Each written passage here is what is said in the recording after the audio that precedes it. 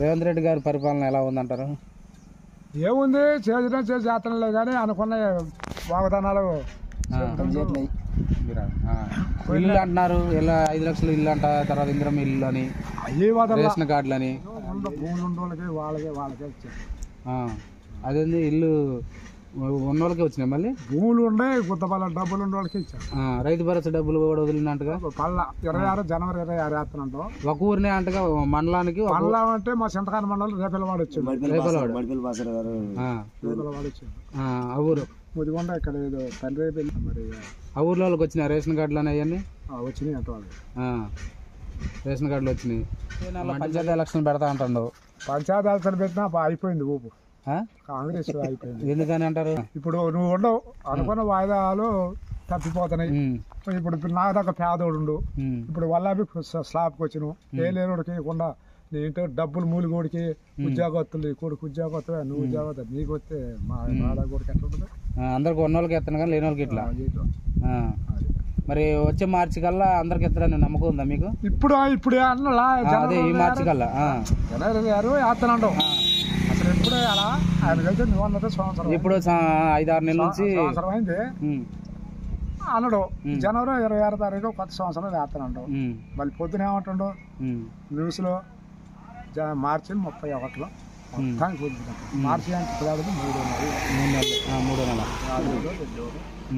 మళ్ళీ ఎవరికెత్తండో. అప్పుడైనా అందరికి వస్తాయని గ్యారెంటీ లేదు అంటే ఇప్పుడు అనలేదా? ఎవరికెరక నమ్మకం మనకి. మరి ఉచిత బస్సు కూడా పెట్టాడండి కండి. బస్సు పెట్టిండు, ఆ బస్సు పెట్టే దగ్గర వచ్చింది. ఏంది బస్సు బాగా అమలు అవుతుంది అంటున్నారు. ఏమవలేదు, 500 కోట్లు గవర్నమెంట్కి కడతాను. ఇంకేడా పుట్టిదా వాళ్ళకేం పుట్టింది? ₹1 తగ్గించి ఒక గోదాడు ఉంది 40 రూపాయలు అనుకో, 35 రూపాయలు చక్కెర తగ్గించేయరాదు, మంచిగా ఉంటుంది. అందరూ ఆడవాళ్ళు ఎక్కుతున్నా వాళ్ళ కాడ నువ్వు నా దగ్గర పోతే నెట్టేసి ఆ పీకలేదు కూడా హైదరాబాద్ పోతుంది. అసలు వేస్తుంది. ఆ చేసిన పనులు ఏదంటే కరెంట్ బిల్లు ఒకటి తగ్గించిందా? కట్టడం లేదు. SC/ST అందరూ కట్టే పని లేదు. 200 యూనిట్ బట్టికి మనకి పరిమితం దాటితే కట్ట. ఇవి ఉచిత బస్సు, కరెంట్ బిల్లు, ఇంకా కరెంట్ బిల్లు ఒకటి ఇచ్చిండు. ఇది ఉచిత గ్యాస్ అండి. ఏమన్నా గ్యాస్ అంటే కానీ 900 తీసుకుంటుండో. ఇవి పడతానే అంటారు, ఒకటి పట్టలేదట, ఒకటి పడుతుంది అంట. మరి త్వరలో ఇంద్రం మిల్లు అంట 4 పథకాలు చెప్పిండు. ఇంద్రం మిల్లు 4 చెప్పింది. 6 పథకాలలో కొద్ది రుణమాఫీ చేసిండు. రుణమాఫీ చేసిండు కానీ మరి మారుబాబులు ఉంటారు 2-3 లక్షలు ఎత్తుకుంటూ ఆ త్వరలో కాల పెద్దోళ్ళకి కాలేదు. ఎందుకంటే కేసీఆర్ గవర్నమెంట్ లో పెద్దోళ్ళకి అయినాయి అంట. పెద్దోళ్ళకైనా ఆయన కూడా లాట్ దశలో వదిలిండు అంతే.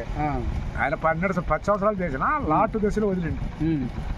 అప్పుడు ఇల్లు లేదు, వాకిల్ లేదు, ఏది లేదు. ఆయన గవర్నమెంట్ లో రుణమాఫీ చేసాడా అందరికి? అందరు చేసాడు.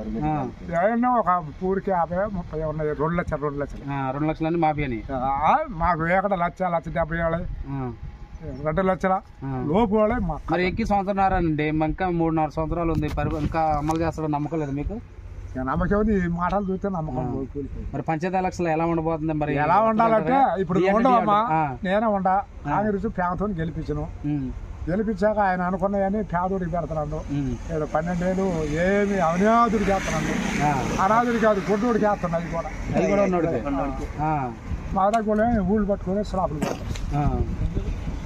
అయితే పంచాయతీ ఎలక్షన్ లో టీఆర్ఎస్ అని 2 డి అంటే అయితే అంటే చాలా గాలి ఊపిపోయిందా? పోయింది.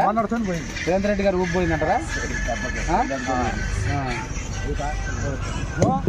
పెట్టేదారా? పెట్టేది ఏమి అమాయకులు పెట్టు మనం ఎవడు అంటూ కొండోడికే పోతారు తండ్రి, వేరేోడికి పోతారు.